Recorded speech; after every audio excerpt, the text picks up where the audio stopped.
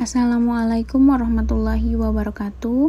Perkenalkan, saya Debi Anggraini, mahasiswa Institut Darul Quran dari program studi Bimbingan dan Konseling Pendidikan Islam, Fakultas Tarbiyah dan Keguruan dengan NIM 20220093. Pada kesempatan kali ini, saya akan melaporkan praktikum BK kelompok di SMP Negeri 1 Cariu dengan dosen pengampu Ustazah Fitri Usaibatul Khairat, SPDI MPD. Tugas ini saya buat guna memenuhi tugas ujian akhir semester mata kuliah praktikum BK kelompok. Puji syukur marilah kita panjatkan kehadirat Allah Subhanahu wa taala, karena berkat rahmat serta karunia-Nya saya dapat menyelesaikan laporan praktikum BK kelompok SMP Negeri 1 Cariu. Sholawat serta salam marilah kita curah limpahkan kepada baginda alam Nabi Muhammad SAW, kepada keluarganya, sahabatnya, sampai umatnya hingga akhir zaman. Pada praktikum BK kelompok ini, saya mengerjakan di SMP Negeri 1 Cariu. Adapun pengertian BK kelompok yaitu suatu layanan pemberi bantuan yang diberikan dalam suatu kelompok dengan tujuan untuk membantu individu mengembangkan potensi yang ada di dalam dirinya secara optimal. Saya melakukan praktikum di SMP Negeri 1 Cariu selama 2 hari, yaitu pada tanggal 12 Desember 2022 dan 20 Desember 2022. Kunjungan pertama di hari Senin 12 Desember 2022. Kunjungan pertama ini saya meminta izin kepada pihak sekolah untuk memberikan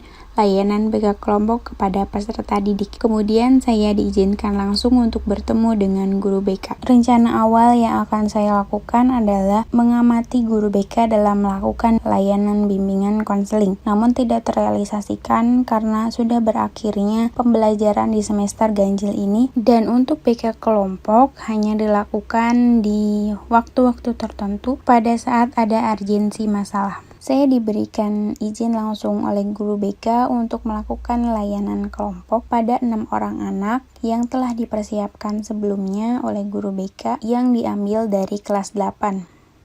Berikut adalah lampiran absensi peserta didik pada Senin 12 Desember 2022.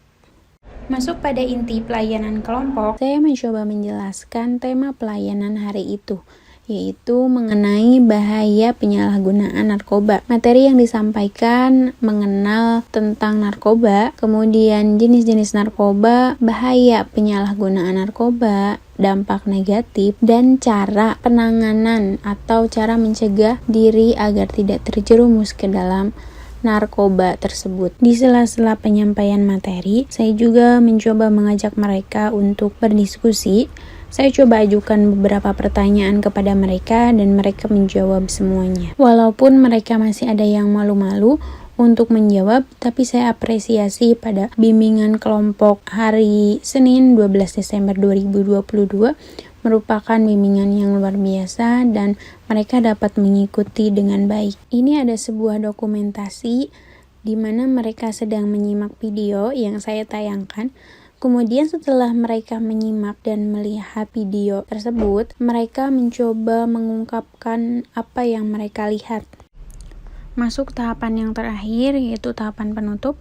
Saya menyimpulkan hasil kegiatan pada hari tersebut. Kemudian setelah itu, para peserta didik merefleksikan mengenai topik pembahasan yang sedang dibahas dengan mencoba menjawab pertanyaan di sebuah kertas atau yang disebut lembar kerja peserta didik. Di situ, peserta didik menjawab beberapa pertanyaan mengenai materi yang telah disampaikan. Kemudian, tujuan dari pemberian LKPD ini yaitu untuk mengetahui seberapa jauh para peserta didik dalam memahami atau menyimak hasil dari BK kelompok ini. Berikut terlampir adalah hasil dari pengisian LKPD salah satu peserta didik yang mengikuti BK kelompok. Setelah semuanya selesai, saya coba memberikan apresiasi kepada peserta didik dan penguatan. Kemudian saya menutup bimbingan konseling kelompok ini dengan berdoa bersama-sama dan mengucapkan hamdalah. Tak lupa juga saya menyampaikan bahwa akan ada bimbingan kelompok kembali pada minggu yang akan datang.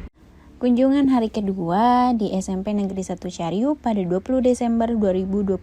Pada hari itu saya berjanjian di ruang ruang BK seperti biasanya di pukul 9.00 sampai 10.00 karena pada hari itu bertepatan dengan pembagian hadiah kelas meeting yang telah diadakan pada seminggu sebelumnya. Jadi anak-anak di situ hanya sebentar dan saya pun di situ hanya memberikan angket terakhir dan berpamitan kepada mereka.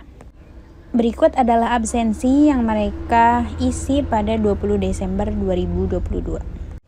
Dan ini adalah dokumentasi saat mereka mengisi angket.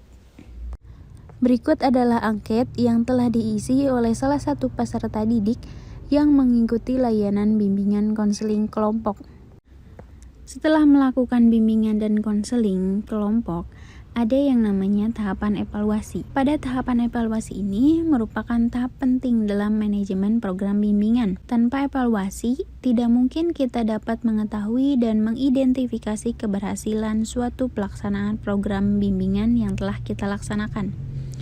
Evaluasi layanan bimbingan konseling adalah segala upaya atau tindakan atau proses untuk menentukan kualitas kemajuan kegiatan yang berkaitan dengan pelaksanaan program bimbingan. Di sini ada penilaian evaluasi proses layanan. Terlihat bahwa mereka memiliki kriteria baik dalam hal penyampaian, dalam hal menanggapi pertanyaan, dalam hal menyampaikan hasil diskusi.